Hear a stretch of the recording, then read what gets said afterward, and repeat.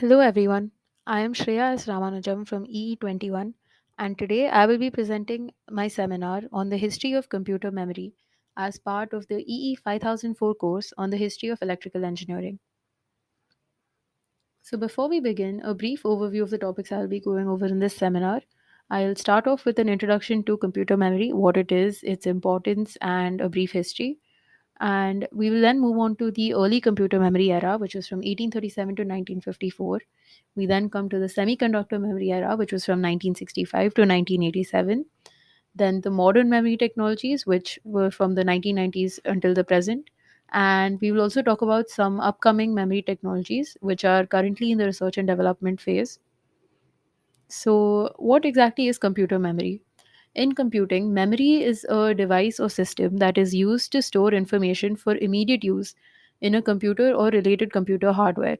The term memory is often synonymous with the term primary storage or main memory. Modern memory is implemented as semiconductor memory, where data is stored within cells built from MOS transistors and other components on an integrated circuit. Now, there are two main kinds of semiconductor memory, which is volatile and non volatile. Volatile memory does not retain its data unless it is powered, whereas non volatile memory can retain its data even when it is not powered. The importance of computer memory. Memory is used to store a wide variety of data, including operating system files, application data, and user data. This allows the computer to store and retrieve data quickly and efficiently. So, without sufficient memory, a computer would be unable to perform even the most basic tasks. Memory also plays a critical role in computer performance, with more memory generally leading to faster and more efficient computing. Now, coming to a brief history of computer memory has significantly evolved over the past several decades, from the early magnetic core memory to modern semiconductor and flash memory technologies. So, in the 1950s, the first computer memory technologies were developed, like the magnetic core memory and the delay line memory. Drum memory was the next memory to come and became popular in the 60s and 70s. The invention of transistors in the 1970s paved way for semiconductor memory, which included DRAM or dynamic random access memory and SRAM or static random access memory. And flash memory became widely used in the 2000s because it offered high speed, non volatile memory that could be used in a variety of devices like USB drives, digital cameras, and smartphones. Today, there is a wide variety of new memory technologies in use, like the hybrid memory cube and the high bandwidth memory, which offer even higher performance and efficiency. Now, we will talk about the early computer memory era, which saw significant advancements, like from the invention of the analytical engine in 1837 to the invention of storage tubes in 1947 to the invention of magnetic core memory 1949 to right up to the invention of magnetic drum memory in 1954. So, starting with the invention of the analytical engine in 1837. So, Charles Babbage proposed the analytical engine, which was the first computer to use punch cards as memory and a way to program the computer.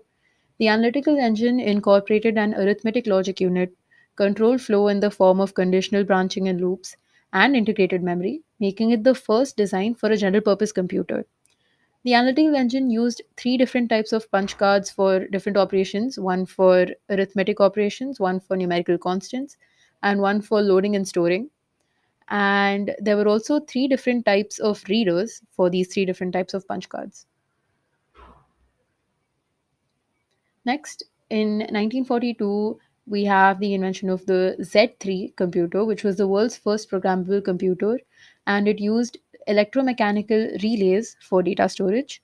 And in 1944, we see the development of the Harvard Mark I, which used electromechanical switches and rotating shafts to store data. The Mark I was also used to test the first computer language compiler, which was developed by Grace Hopper in 1952. Now, coming to the Atanasoff Berry computer. So, John Atanasoff successfully tested the ABC, which was the first computer to use regenerative capacitor drum memory. It is largely credited as the first automatic electronic digital computer. The final product was the size of a desk. It weighed over 700 pounds, had more than 300 vacuum tubes, and contained a mile of wire. It could calculate one operation around every 15 seconds. Coming to the development of storage tubes, or which were also called the Williams-Kilburn tubes, in 1947. So this was developed by Freddie Williams and Tom Kilburn at the Manchester University, and was the first form of high-speed, entirely electronic memory. The Williams tube works by displaying a grid of dots on a cathode ray tube, and because of the way cathode ray tubes work, this creates a small charge of static electricity over each dot. The charge at the location of each of the dots is then read by a thin metal sheet just in front of the display. And since this display tends to fade over time, it has to be periodically refreshed. We then have the invention of the EDSAC, or the Electronic Delay Storage Automatic Calculator, in 1949. This was an early British computer created at the University of Cambridge in England and used vacuum tubes and mercury delay lines for memory. It was the first practical stored program computer which provided a formal computing service for its users. Next, we come to Project Whirlwind, which even to date remains one of the most important computer projects in the history of computing. Foremost among its developments was J. Forrester's perfection of magnetic core memory, which became the dominant form of high speed random access memory until the mid 1970s. So, a little bit of history about this project. During World War II, the US Navy approached MIT about building a flight simulator to train their bomber crews.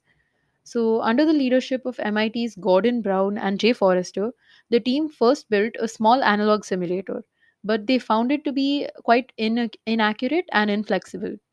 So there was news of groundbreaking electronic computers around the same time, like the ENIAC computer, which inspired the group to change course and attempt a digital solution where flight variables could be rapidly programmed in software.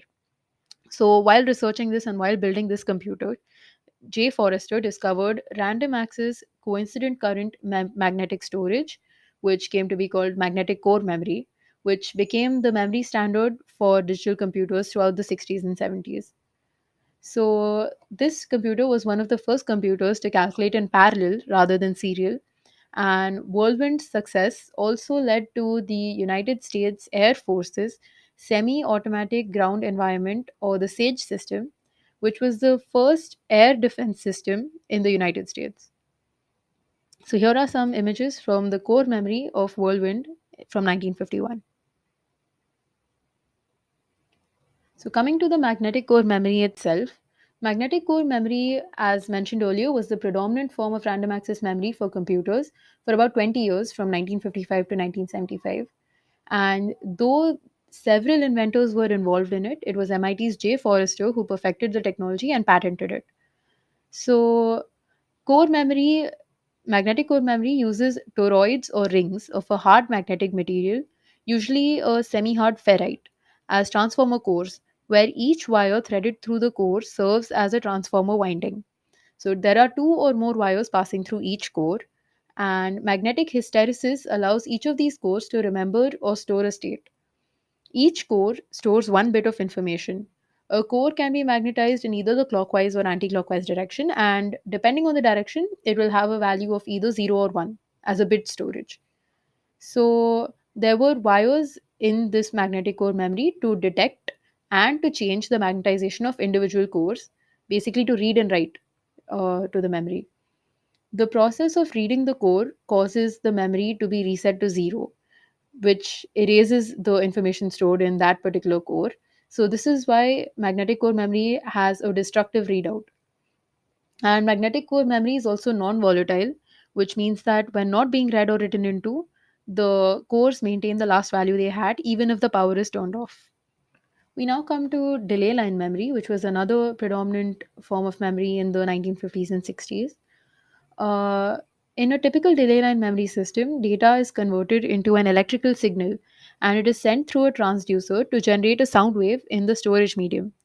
The sound wave travels through the medium until it reaches the end, where it is detected and converted back into an electrical signal, which is converting back into bits. So these sound waves circulate forever unless they are changed by the computer, which is how the delay line stores memory. It was used in some early computers like the UNIVAC 1 and the Whirlwind computer, but they were soon replaced by the faster and more reliable magnetic core memory. However, the principles of delay and memory have been applied to other technologies like surface acoustic wave devices, which are still used in some sensors and filters. Now, next we come to the magnetic drum memory, which was invented by Gustav Tauschek in 1932, but was formally commercially introduced in 1954 by IBM. It was the first magnetic data storage device and is widely recognized as the precursor to the hard disk drive. In its basic form, the magnetic drum memory had a metal cylinder coated with ferromagnetic recording material. It also had fixed read write heads arranged along the drum's axis, occupying each track. The stationary write heads emitted an electrical pulse, changing the magnetic orientation of a particle at a specific position on the drum, and this process generated a series of binary digits. The read heads, which were also stationary, recognized these particles' orientations as a binary 0 or a binary 1. However, by the 1970s, magnetic drums ceased to be manufactured and were completely replaced by the hard disk drive, which was invented in 1954, and the magnetic core memory invented in 1947. So, now coming to hard disk drive, which was introduced in 1956 by IBM through their RAMAC 305 computer system. A hard disk drive, or an HDD, is an electromechanical data storage device. It stores and retrieves digital data using magnetic storage with one or more rigid, rapidly rotating platters coated with magnetic material. It has magnetic heads to read and write data to the platters. Data is accessed in a random access manner, which means that the individual blocks of data can be stored and retrieved in any order. And HDDs are also non volatile, which means that they retain storage, they retain their data when powered off. HDDs were the dominant secondary storage device for general purpose computers from the early 1960s and have maintained this position even today in servers and personal computers.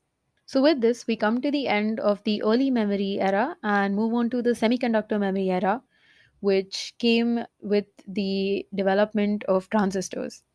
So, a brief overview of the timeline: we have the invention of the DRAM in 1965, the SRAM in 1970, and the developments of the single inline memory module and the double inline memory module, or the SIMS and DIMMs, in 1982 and 1987. So, the computers of this era were called transistor computers or second generation computers. These computers used discrete transistors instead of vacuum tubes. Transistors are faster, smaller, and create lesser heat than traditional vacuum tubes, which makes these computers more reliable and efficient. A team at Manchester University demonstrated a prototype transistorized computer in 1953, which was widely believed to be the first transistor computer to come into operation anywhere in the world.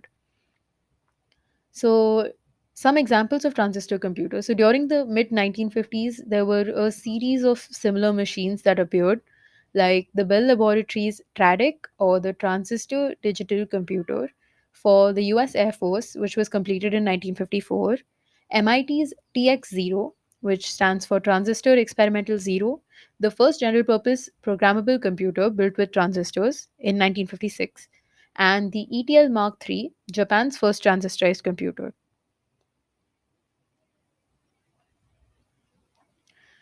Coming to the invention of DRAM.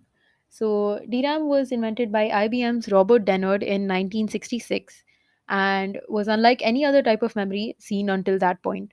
So, a little bit of history: Dennard led a small research team at IBM that worked on field effect transistors and integrated circuits.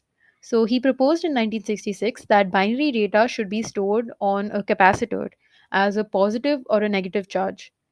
The only problem that he was facing in this was that capacitors leak charge very quickly. They leak charge in milliseconds. So, after months of trial and error, he invented a setup in which each bit of information would be handled by a single transistor. This breakthrough is what led to the condensing of RAMs to a single transistor memory cell. Dennard's idea resulted in modern computers being able to carry a billion or more RAM cells on a single chip. So, a DRAM today consists of a transistor and a capacitor, where the transistor is used to charge or discharge the capacitor when a bit needs to be stored in memory. A charged capacitor represents a logic high, while a discharged capacitor represents a logic low. Because the charge stored on each capacitor is too small to be read directly, these DRAM cells use what is called a sense amplifier to measure the value. The sense amplifier detects minute charge differences and outputs the appropriate logic levels. Unfortunately, reading from the bit line of a DRAM causes the charge from the capacitor to flow out, which means that DRAMs have a destructive readout. However, to get around this, the value read from the bit line is re entered into the capacitor via a process known as pre-charging to make sure the information is not lost. DRAMs are called dynamic or active because they must be refreshed regularly or the data stored in it in the form of capacitor charge will be lost. Now, when DRAMs were invented, the predominant memory in computer applications was still the magnetic core memory. However, Intel released its first DRAM chip, which was the 1103, and aggressively pursued the challenge of replacing magnetic core memory in computer main memory applications. And Intel was successful in this endeavor, and by 1972, the 1103 was the best selling semiconductor memory chip in the entire world, defeating magnetic core type memory. The first commercially available computer using the 1103 was the HP 9800 series. We then come to the invention of the SRAM in 1963. So, SRAM or static random access memory is a type of semiconductor memory that uses flip flop circuits to store data. Semiconductor bipolar SRAM was invented in 1963 by Robert Norman, while MOS SRAM was invented in 1964 by John Schmidt. In 1969, Intel released the first commercial semiconductor memory, the 64-bit Intel 3101 SRAM chip, which used BJTs or bipolar junction transistors and diodes. The use of MOS or metal oxide semiconductor technology in the 1970s and 80s and the introduction of CMOS or complementary metal oxide semiconductor technology in the 1990s further improved SRAM performance and reduced power consumption. Today, SRAM is used in a variety of applications, including cache memory, high speed processors, and networking devices. SRAM is faster and more expensive than DRAM since it has up to typically contains around 4 to 6 MOSFETs, but it does not require constant refreshing and can retain its data even when the power is turned off. So Dennard's DRAM was practically standard in all computers by the mid 1970s. When personal computers first became a possibility, the RAM system enabled them to conduct complicated functions while still fitting on a desktop. DRAMs could also read current data while accessing further information from a computer's hard drive, which allowed it to multitask. Now, the differences between DRAM and SRAM, DRAMs need to be refreshed frequently since it uses capacitors, whereas SRAM, which uses flip flops, does not need to be refreshed frequently and can retain its data even when the power is turned off. DRAM is slower than the SRAM, but it is cheaper and has a higher density than SRAM. So, DRAM is widely used in digital electronics to provide low cost, high capacity memory, like the primary memory for the processor. On the other hand, SRAM, being at least 10 times faster than the DRAM, is typically used in a variety of applications, including cache memory, high speed processors, and networking devices. The semiconductor memory era comes to an end with the invention of memory modules. So, memory modules can be defined as PCBs mounted with integrated circuit based memory. They connect to a computer's motherboard and provide additional storage and improve performance. In the 1980s, the introduction of the dual inline memory modules or DIMMs and the single inline memory modules or SIMs standardized the use of memory modules in personal computers and made it easier to upgrade and expand memory. Today, DDR4 DIMMs are the most common type of memory modules used in computers. So, as mentioned earlier, there are two main types of memory modules: the single inline memory modules and the dual inline memory modules. SIMs are the older RAM memory module standard. Wang Laboratories developed it in 1983, and it was used on PCs throughout the 1980s and the 90s. SIMs were one of the earliest multi chip memory modules used in PCs, generally with 30 pins and 70 pins, and a 32-bit data path. DIMMs came along in the 2000s to address SIM limitations that arose with advancing technology. SIMs were soon replaced by DIMMs with a 64-bit data path and separate electrical contacts on both sides as compared to the redundant contacts of SIMs. So essentially, one DIMM was capable of replacing two SIMs installed in inline pairs. SIMs was used with computers having Intel 486 or early Pentium processors. But today, DIMM has supplanted SIM as the memory module standard. And DIMMs are not just limited to PCs, they can be applied to a variety of electronic products like printers, notebooks, and networking hardware. Now we come to the modern memory technologies, which this era is from the 1990s until today. So we see the introduction of flash memory, the development of NVRAM or non volatile random access memory, and more recent developments in memory technologies like the hybrid memory cube and high bandwidth memory. So, coming to flash memory is an electronic non volatile computer memory that can be erased electrically and reprogrammed. It was invented in 1984 by Japanese engineer Masaoka Fujio at the Toshiba Corporation. Flash memory uses solid state electronic technology to improve data storage, which means that instead of writing information through magnetic flux, these devices employ an electric charge to write bytes as zeros and ones. Each memory cell is a type of floating gate transistor that opens or closes depending on its bit value. Flash memory is non volatile and is of two main types, which is the NAND flash memory and the NOR flash memory. NAND flash technology involves transistors arranged in a series. It accesses through blocks of memory, which allows for faster reading and data transfer. The serial transistor organization in NAND flash memory also gives it a higher storage capacity. On the other hand, the NOR memory cells have individual connections to the circuit, which leads to more precise access to bits and faster reading times, but a smaller data capacity itself. Today, flash memory is used in a wide range of consumer devices like USB flash drives, SD cards, mobile phones, digital cameras, and so on. Now, we will briefly look at the advantages and disadvantages of flash memory. The advantages of flash memory are that it is a non volatile memory, which means that it can retain its data even without power. And it is also easily portable since it's used in devices like USB memory sticks and camera flash cards. However, the disadvantages are that it has a higher cost per bit than hard drives. It is slower than most forms of memory, and the data needs to be erased before you can write in new data, and it also must be erased and written in blocks, which can sometimes be very inconvenient. Now we come to the development of SDRAMs or the synchronous DRAMs. This is a generic name for various kinds of dynamic random access memories that are synchronized with the clock speed that the microprocessor is optimized for. This tends to increase the number of instructions that the processor can perform in a given time. Samsung introduced the KM48SL2000 synchronous DRAM, which quickly became an industry standard in 1993. Further research led to the double data rate SDRAM, known as the DDR SDRAM. DDR was first introduced in 1996 and has since been replaced by its successors. So we have the DDR2, which utilizes both the rising and the falling edge of the system clock, which can potentially double the speed of the memory. And DDR2 was introduced in 2003, followed by DDR3 in 2007, DDR4 in 2014, which all of these are the successors of the DDR and offer better performance than its predecessors.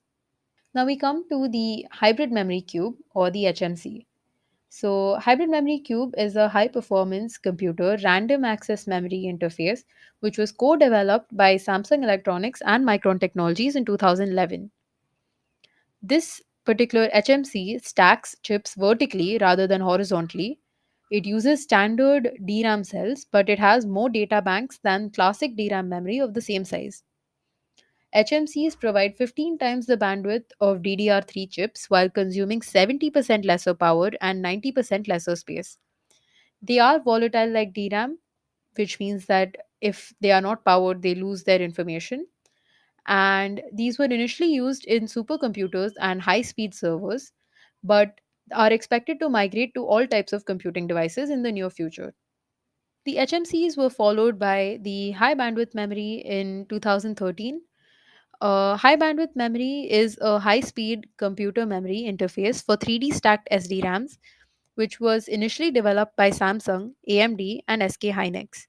HBM has been adopted as an industry standard in October 2013. So, in HBMs, we stack up to 8 DRAM dies and an optional base die, which means that HBM can achieve higher bandwidths while using lesser power in a substantially smaller form factor than DDR4. The latest development in HBMs was in February 2021 when Samsung announced the development of HBM with processing in memory or PIM. This new memory brings AI computing capabilities inside the memory to increase the large scale processing of data. Now we look at some of the future memory technologies which are currently in the R&D phase. So the Internet of Things, big data and artificial intelligence collect and process mass amounts of data. They hold common requirements of power efficiency, low latency data transfer and high speed processing. So there is a strong need for memory technology that's compatible with these demands, which is what is driving this innovation in a lot of areas including memory technology research. The emerging memory technologies address the need to achieve both higher performance in terms of speed, density, endurance, and also lower power consumption. So we have four main memory technologies that I will be talking about: the MRAM or the magnetoresistive RAM, the ReRAM or the resistive random access memory, the PCM or the phase change memory, and the FERAM or the ferroelectric RAM. So coming to the MRAM, MRAM stands for magnetoresistive RAM and is a form of non volatile random access memory technology that uses magnetic charges to store data instead of electric charges. It is a low power technology since it does not require power to maintain the data. While MRAM memory technology has been known for over 10 years, it is only recently that the technology has been able to be manufactured in large volumes. This has now brought MRAM technology to a point where it is commercially viable. MRAM is also radiation resistant, which makes it perfect for space applications. We then have the ReRAM, which stands for the resistive random access memory. It is a type of non volatile random access memory that works by changing the resistance across a dielectric solid state material, often called a memristor. So, a memristor is an electrical component made from specially formulated dielectric materials whose resistance varies depending on the voltage applied. ReRAM is based on resistance switching, which increases the flow of current in one direction and decreases the flow of current in the opposite direction. So, dielectric material, which generally does not conduct electric current, will suddenly undergo a dielectric breakdown and conduct current at high voltages. If it was a conventional dielectric material, then it would be permanently damaged by breakdown. However, in a memristor, the materials used result in a temporary reversible breakdown. Compared to the NAND flash, ReRAM offers faster read and write speeds, higher endurance, and greater storage density while consuming lesser power. We then come to one of the newest emerging memory technologies, which is the phase change memory or the PCM. Phase change memory is a type of non volatile RAM that stores data by changing the state of the material used, which means that it changes back and forth between amorphous and crystalline states on a microscopic level. In the amorphous state or the disordered phase, the material in the PCM memory has high electrical resistance, whereas in the crystalline state or the ordered phase, it has lesser resistance.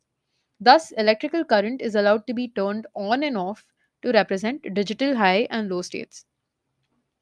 PCM is around 500 to 1000 times faster than normal flash memory, and with PCM products like the 3D X Point, The writing of a bit from a 1 to a 0 is handled by electronically flipping the resistance of the individual cell. This makes it potentially much faster than even NAND flash, bordering on the speeds of DRAM, while also being non volatile. So, the last emerging memory technology I'll be talking about today is the FE RAM or the ferroelectric RAM. This was proposed by MIT graduate student Dudley Allen Buck in his master's thesis in 1952. So, FERAM is a random access memory similar to the DRAM in construction, but it uses a ferroelectric layer instead of a dielectric layer to achieve non volatility. An FERAM chip contains a thin film of ferroelectric material, often lead zirconate titanate, commonly referred to as PZT. The atoms in the PZT layer change polarity in an electric field, thereby producing a power efficient binary switch.